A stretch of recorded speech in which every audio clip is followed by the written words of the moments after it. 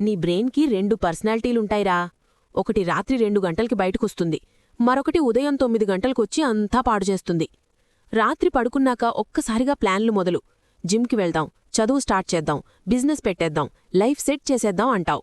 కాని ఉదయం లేస్తే బెడ్ నుంచి లేవాలన్నా మనసే రావడం లేదురా. ఎందుకిలా అవుతుంది? రాత్రి టైంలో ప్రపంచం సైలెంట్ అయిపోతుంది. కాల్స్ లేవు, మెసేజుల్లేవు, ఎవ్వరూ డిస్టర్బ్ చెయ్యరు.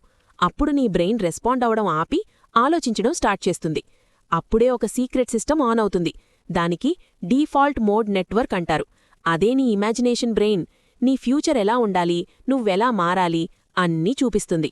కానీ ఉదయం మరో సిస్టమ్ ఆన్ అవుతుంది, టాస్క్ నెట్వర్క్. ఇప్పుడు నీ బ్రెయిన్ డ్రీమ్ చెయ్యదురా, సర్వైవల్ మోడ్లోకి వెళ్తుంది. కాలేజు, పని, టెన్షన్, రెస్పాన్సిబిలిటీస్ ఇవే.